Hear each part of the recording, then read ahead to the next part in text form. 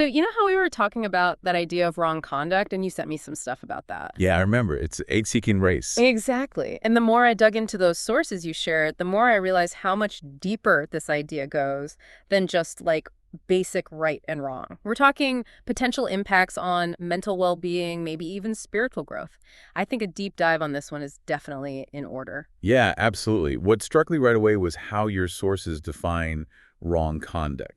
It's not just the big, obvious stuff. They get really fundamental with it. It's like yonya, deviating from the correct path. Deviating from the correct path, like going off course. Exactly. And they take it even further. They suggest that this veering off track isn't random. It starts with wrong views, which are themselves a result of conditioning or influence. So it's not like you just wake up one day and spontaneously decide to go the wrong way. There's like a build up to it, a backstory. Think of it like a train, right? Yeah. If it goes off the rails, the great path, it's going to derail. Makes sense. But okay, let's get specific. Because some of the examples your sources give for deviating from the correct path, they're a bit surprising. Like even just eating. They say the correct way to eat, giảng, is purely for your body's needs, but then the wrong way, that's when you're driven by taste, by pleasure. Yeah. And it's the same with drinking. A giảng is just to quench your thirst, but is when you're all about the flavor, savoring it. And then it gets even more interesting with sexual intercourse. They say in is for having children, but a comes from you being totally immersed in the experience, really getting into the sensations of it all. Right, right. It's fascinating how they break it down like that. It's not just the action itself, but the underlying motivation, the level of attachment to the experience. I know. Makes you think twice about like that extra piece of cake you don't really need, or, that fourth glass of wine just because it tastes so good. Are those subtle nudges off the path? It definitely makes you examine your motivations, that's for sure. And what's even more insightful is how they bring in this idea of root means accomplishment. Okay, break that down for me.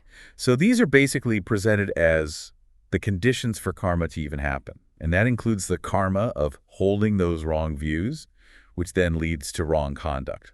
So it's the whole sequence, the thought, the intention, and then the action. Okay, so it's like a chain reaction. The skewed thought, the distorted perspective, that's the root. And that sets you up for actions that just pull you further and further away from the right path. Yeah, that's a good way to put it. And this isn't just about isolated actions either. Your source uses this really powerful analogy. Clinging to greed, anger, pride, doubt, all those things that then lead to wrong conduct. They describe it as a uishu bingdu shonju, a virus program. A virus program? Whoa. Yeah, like a virus program that messes with your well-being. Okay, that is a strong image. It's like some hidden code that's always running in the background, causing all sorts of problems. Man, I can relate to that. Like those times when I'm just stuck in a negative thought loop, it feels like it's happening to me, Like a program I can't switch off. Exactly. And to really drive home how serious this is, how deep these patterns can run, your source actually compares it to drug addiction. Do. Wow, really? Yeah, really. And they emphasize how tough it can be to break free from these habits and how they can actually lead to some really serious self-destruction, harming wealth and life. It's that feeling of being trapped, right? Trapped by your own stuff, even when you know better. Precisely. Okay, so avoiding this wrong conduct is clearly a big deal, but what's the payoff? What do you gain? Well, your source talks about the the 4 praiseworthy qualities that come from abstaining from wrong conduct. All right, let's hear them. Number 1, 主精细 shun harmonious and obedient senses. Harmonious and obedient senses. I'm intrigued. What does that even look like in everyday life? So basically, your source says that when there's less mental chaos caused by wrong conduct, your senses become more in tune with your will. They obey you, instead of being controlled by all those wild desires. Instead of them running the show. Exactly. There's even this little experiment they suggest. Try focusing on just one sight, sound, or taste, and pay attention to how easily you get pulled away, how easily your attention gets hijacked by other stuff, by those ingrained habits. Oh man, I know I'd fail that test big time. Focus is not my strong suit. The idea is that true control means your senses obey you, not the other way around. So you're saying that by abstaining from those things that fuel the mental agitation, Yeah. you basically train your senses to be more disciplined, more responsive to your intentions. Exactly. It's about regaining control. Gotcha. Okay. What's number 2 on the list of praiseworthy qualities? Number 2 is freedom from agitation and restlessness. Yiniswan Diao. They describe ya as the mental and physical restlessness, and ya as neglecting what you need to do and just completely losing focus. Ooh, yeah, I know those feelings all too well. Restlessness, distraction. The key here is that by cutting out the root cause of those wrong actions, you actually become more capable of concentrating. And that has a ripple effect. You can focus on your work, your studies, your relationships, and actually succeed in those areas. Because you're not constantly battling those inner demons. Exactly. Okay, so less inner turmoil, more focus, more success. What's the third benefit? Number 3 is a pretty natural result of the first two. You're praised by the world, 说长长短, when people see you're focused, reliable, and getting stuff done. They take notice. Respect follows. It's a natural outcome of the inner harmony and the outward achievements that can come from avoiding wrong conduct. I like it. Okay, last one. Hit me with the fourth praiseworthy quality. This one is definitely the most metaphorical. Kamo and kin. Literally, it translates to not defiled by one's spouse. Okay, that's an interesting one. Needs some explanation for sure. I mean, I'm all for healthy relationships, but... Don't worry, it's not about anyone overpowering you. It's about inner resilience. The text uses this beautiful analogy. A lotus flower growing in water, but it's not danzwa attached or uzul defiled by it. It stays pure. I like that. They interpret kizi, wife spouse, metaphorically, as your closest influences. The idea is that if you can stay true to yourself, even amidst these super close relationships, if you're not negatively influenced by them, then you've got this inner strength that can help you resist negative influences in general. Like a non-stick coating for your soul. Bad stuff just slides right off. They even have a saying for it. Passing through 100 flowers, not a single petal sticks to the body. So it's about way more than just your spouse. It's about cultivating that inner strength to not be swayed by any negative influence. You stay true to your path. I dig it. That's a powerful image. Now, your sources also bring up this idea of energy and momentum. They use the analogy of a car needing fuel, NGU, and charging shungdan to keep moving. I'm curious, how does this wrong conduct thing play into that? It's like this.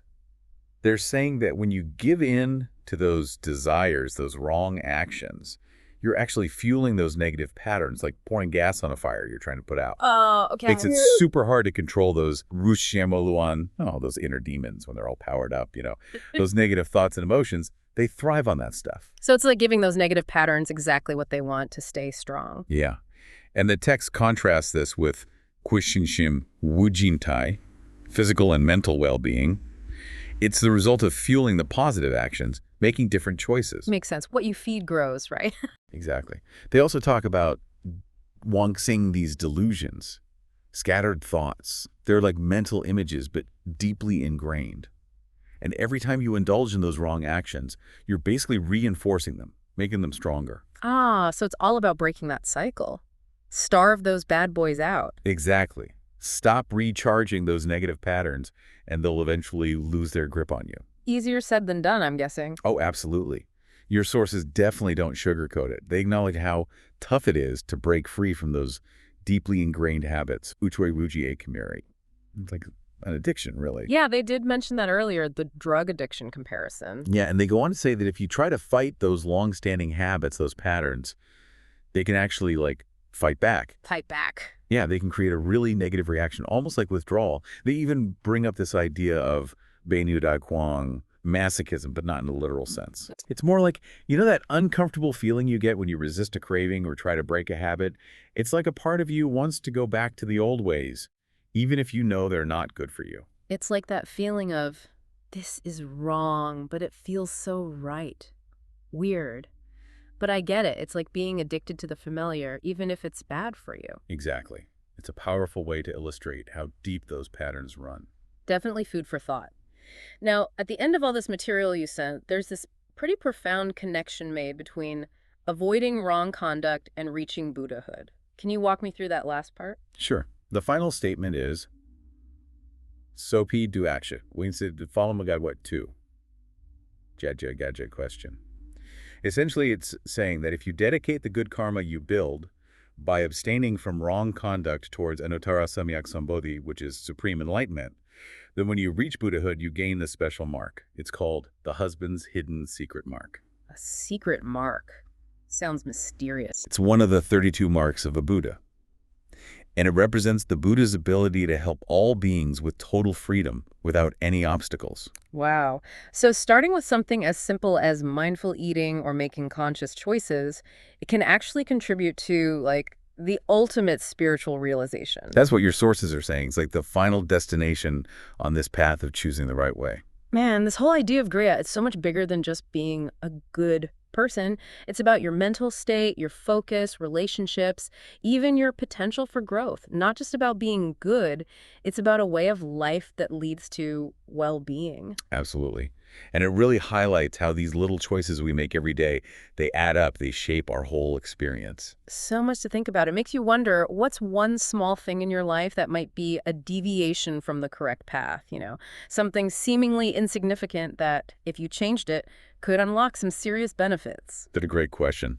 And it really makes you examine all those ingrained habits that we often just accept as part of who we are. Thanks for going on this deep dive with me. I feel like we've only just scratched the surface here. My pleasure. There's always more to explore. Absolutely. It's all about being aware, paying attention to the choices we make, even the small ones. And understanding the ripple effects.